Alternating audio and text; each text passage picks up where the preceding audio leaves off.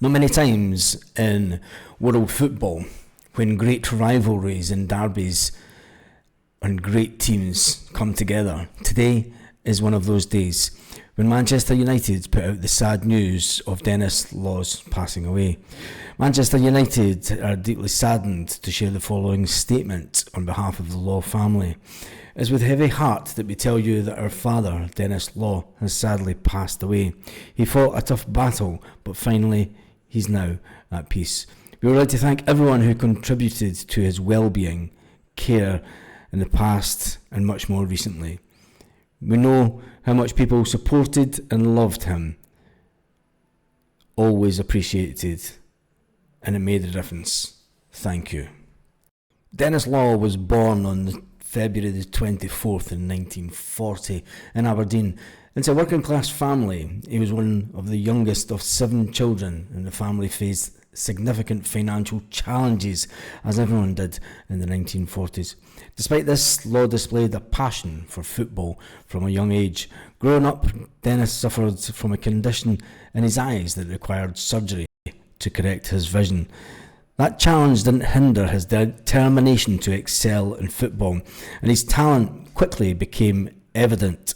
He often played barefoot, as many players did in those days, many children did, with worn-out boots due to his family's financial struggles, which helped shape the resilience and work ethic of young Denis Law.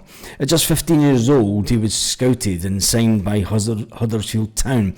He made his debut for the club at 16 under the management of the late and great Bill Shankly, who would later become the legendary figure in football.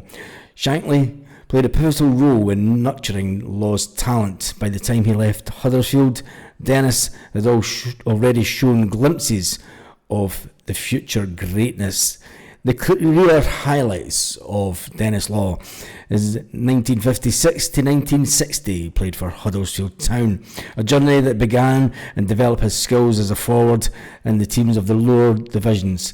Law's flair, creativity and goal-scoring ability caught the attention of top-tier clubs. He then joined Manchester City. Yes, Manchester City. A lot of people will not think that he played for the other side of Manchester, but Law moved to Manchester City in 1960, the then British record fee of £55,000. In the modern day, there's players of far less talent than Denis Law getting paid £55,000 per week, and it puts it into perspective. Despite only spending 1 season at the club, he left a strong impression. His attacking instincts and ability to read the game made him a standout player. He then went to Torino, yes, in Serie A.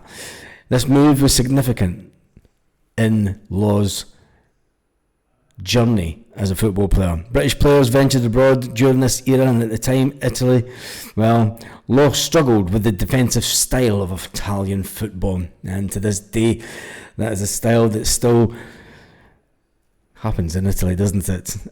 Denis Law was used to an attacking formation, an attacking play in England, so he only lasted the 1 season, in 61 to 62.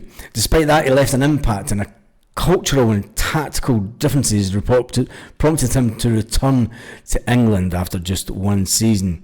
He then joined Manchester United for a British record of £115,000. £115,000 is the type of money that Kieran Tierney is on at Arsenal, and it puts it into perspective. He earns that in a week, but that was a transfer record free for a British football player. It was United who cemented him and his place as one of the world's football greatest players.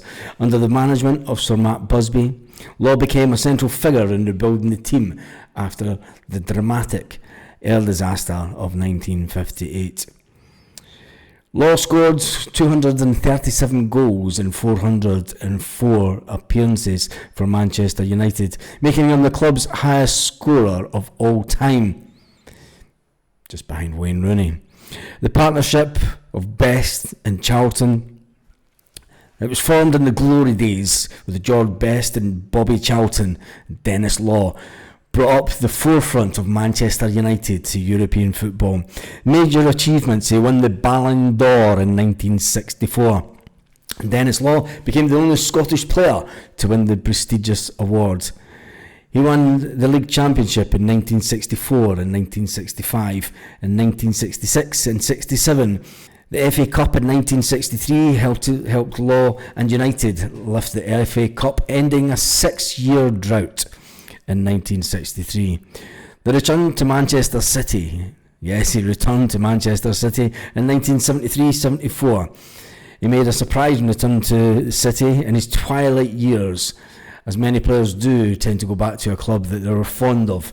But he still showcased his brilliance for football. One of the most memorable and bittersweet moments came in the final game of the 73-74 season, when he helped and he scored a goal, a back healer against Manchester United, the club that he did so much for. He did not celebrate the goal, he just got on with it. He is one of the most iconic names in Scotland. His international career with Scotland was from 1958 to 1974. Denis Law, illustrious international career. He played 55 matches for Scotland, and you might not think in the modern era that 55 international matches is a lot, but at that time, when you maybe played about 2 or 3 every couple of years, it was a massive amount of games.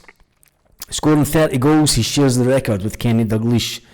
His impact for Scotland and the national team were unmatched. As a figure, he was inspiring to the team, and his leadership skills. 1974 was Law's final appearance for Scotland in the World Cup. It was the only World Cup he played in for Scotland.